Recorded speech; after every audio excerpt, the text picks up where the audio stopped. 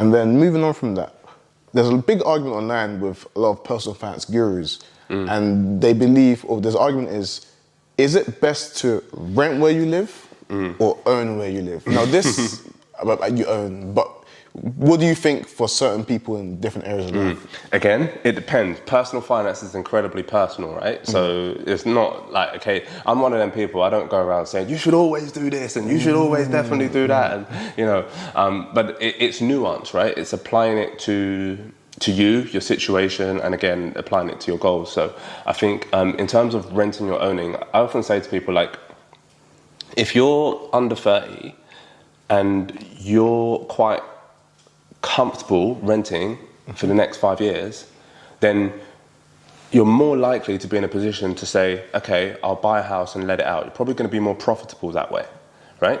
If you're over 30, typically, and or you have responsibilities, you have children and so on and so forth, and you desperately want to live in your own house within the next 5 years, get your residential house first. Because here's why, right?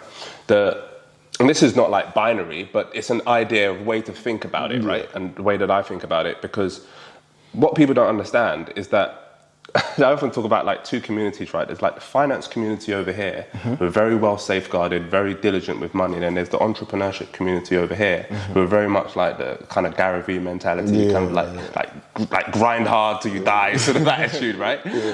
And ultimately there's a nuance in between, which is the gap where I fill in, right? Because you've got to be smart with your money, you've got to make smart financial decisions, and you've got to work hard as well as working smart. So it's like thinking, okay, cool. So if you buy a property to live in, what a lot of people don't realize that if you buy a property to live in, it's incredibly empowering here. And the values that it ascends here, and emotionally, spiritually, it allows you to make better decisions in all other areas of your life. It allows you to build better relationships. It allows you to do so many things that are not upfront financial, but add significant value. Delayed, it's all delayed and it comes. Add significant value. So if you're, like, a lot of people would always espouse, like the finance community, for example, they might espouse, okay, cool, like always just rent, never buy your own home, and so on and so forth. But that's limiting for some people because they feel closed in and they're in a small environment. They might be in a one-bed flat, got 2 kids, all of that sort of stuff. So you've got to learn to think about like the wider arena. Like, is it psychologically empowering? Is it financially empowering? Weigh up the pros and cons and then make a decision. I do feel like a lot of people, they just look at it online as well. A lot of these finance pages, they look at it from a finance point of view. Oh, you could have invested this in the S&P, you could have done this, but the social and what you think about in your psychological is much more important, because that's what you go through on a day-to-day basis. It's what's going through your head on a day-to-day. So it's good that you think about it from that angle as well. And again, I guess owning the house will do something to maybe your confidence and just make you feel... If I didn't live in this house, if I didn't own this house, I'd be a lot poorer. Why do you say that? Psychological empowerment. I wouldn't have the relationships that I have today. I wouldn't have the confidence that I have today. Like, there's so many... Everything's like a chain reaction, right? Like, there's so many chain reactions that come into play from where I am psychologically, spiritually, emotionally, that I couldn't do before. I had to move out of my old house. Well, I didn't have to, but I felt like I had to. Because I remember I had my family around for Christmas. I've got a big family. And I saw all my mum and stuff like that with a plate in her hand like that, eating the food. And I was like, Mum, sit down. She's like, no, there's no seats. I was like, shit, this house is too small. I need a big house, big dining table, so all of my aunties and cousins and so on can sit down and we can all have a conversation. And it's that kind of thing that allows me to build effective relationships and do all sorts of other things that, like, having a much bigger space, a much bigger house allows you to do. That's great. Now, Charlie Munger, he talks about how making your first 100K is the hardest. Firstly, do you believe that statement? Do you think for you it was the hardest, or was there a different financial milestone that was a little bit harder? Yeah, I certainly agree with that. Like, the first 100K is the hardest. Like, it's a grindstone, and it's the hardest. It didn't feel like the hardest at the time because I was so driven just to build this company. Momentum, everything. Yeah, I was young as well, right? So I had the energy. Do you know what I mean? It didn't feel like hard work. It just felt like me doing what I love to do. So the first 100K is definitely, like, for me at least, was the hardest. And then it's like, okay, how do I go from 100 to 1 million?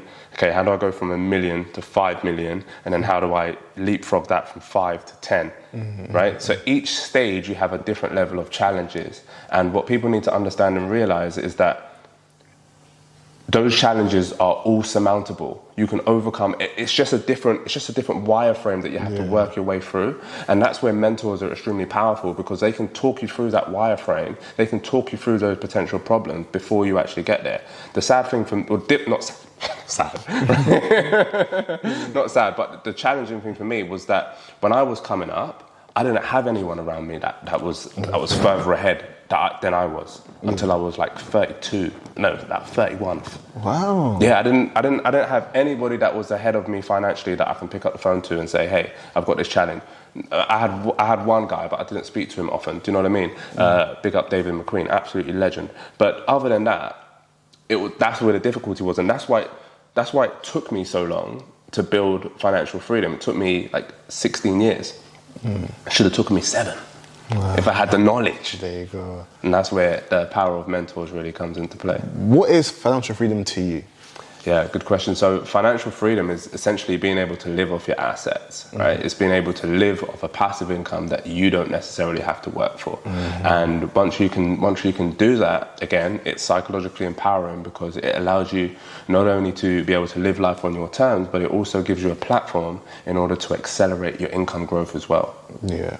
Most definitely. I mean, use that to pay for all your little liabilities, your toys and all sorts. And it's just, I guess it gives you like a peace of mind as well, because you know it's constantly coming in. And we're born to live that way. Exactly. We're born to, Bob Proctor says it in his book, you were born rich, right? We are born with all of these assets, with all of these skill sets. But what happens is, as we come up through society, a lot of those things are suppressed. Don't do that. Don't go over there. Don't do that. No, you got to raise your hand. You got to ask.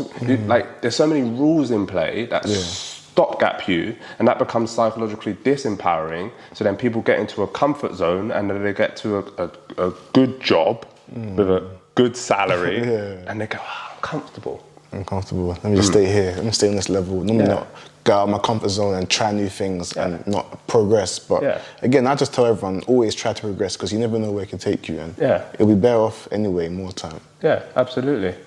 If you aim for 1 million, you're much more likely to get to 1 million than if you aim for 100 grand. Yeah, literally, because again, it's just limiting. But again, it's just knowing that, anything's possible, and just putting yourself out there and making sure that it's not just a ceiling, but the sky's the limit.